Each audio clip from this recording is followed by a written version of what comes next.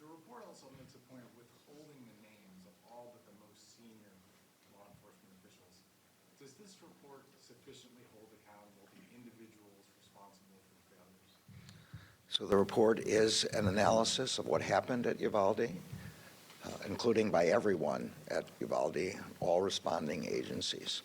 It concludes that this was a failure of leadership, and so all members of the leadership who failed were identified.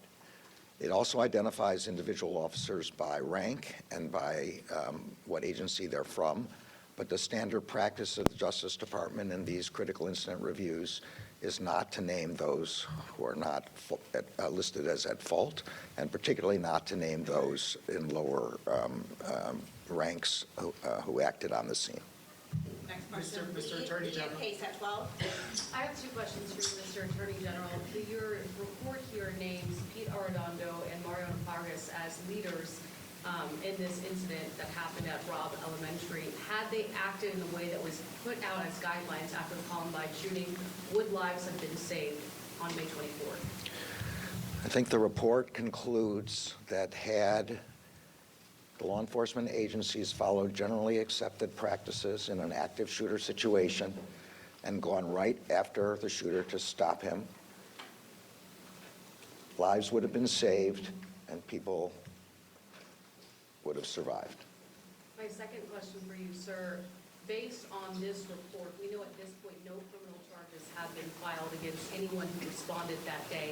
Based on what you all found in this report, should the Uvalde County District Attorney file any criminal charges for the law enforcement officers who responded that day? Well, I'm going to leave that question for the DA.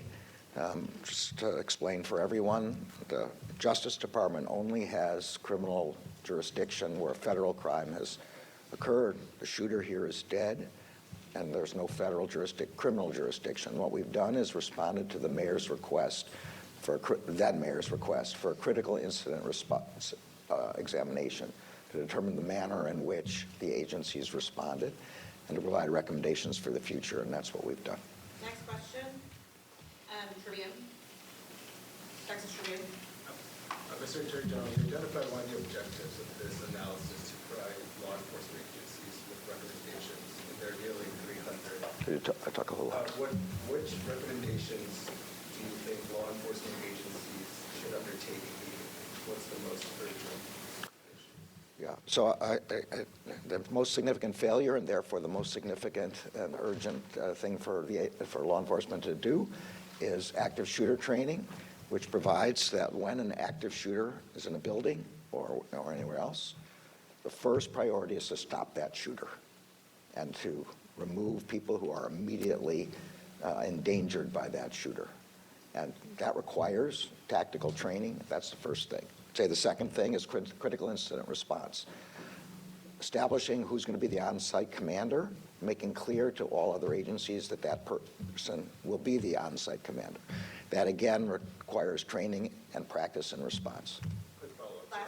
to Go ahead. One more and then one. Should joint training be mandated across the country? I'm not sure what the word mandated here means. I think it's absolutely necessary that in any circumstance where there's going to be more than one agency responding, and that's going to be in any school situation, all the possible agencies should train together in order to establish lines of communication, command structure, and communications structure in particular. Here radios were not interactive. People did not have a way to talk to each other, and make sure that everybody's following the same strategy.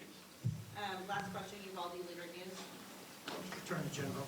U.S. Attorney General Merrick Garland and others with the Justice Department detailing the Department of Justice's investigation into law enforcement's response to the tragic Uvalde shooting. The report calls the law enforcement response a failure, a series of cascading failures. It took the lives, as you remember, of 19 children and 2 teachers in 2022. It cites a host of issues that allowed the attack to go on, even as scores of police officers were on the scene. This report is huge. It's 575 pages long.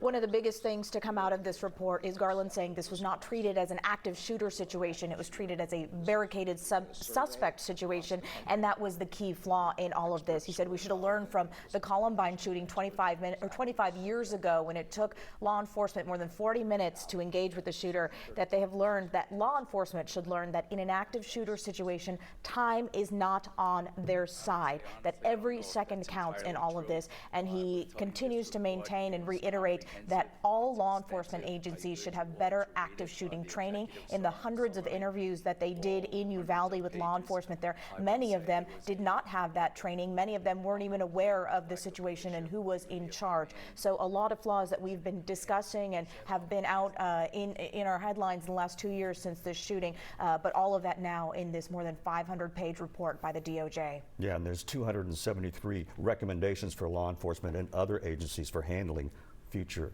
shootings. Okay, go to our website, khou.com, for more information. And we stream this news conference. Of course, we'll have more on KHOU 11 News at noon. We'll be back.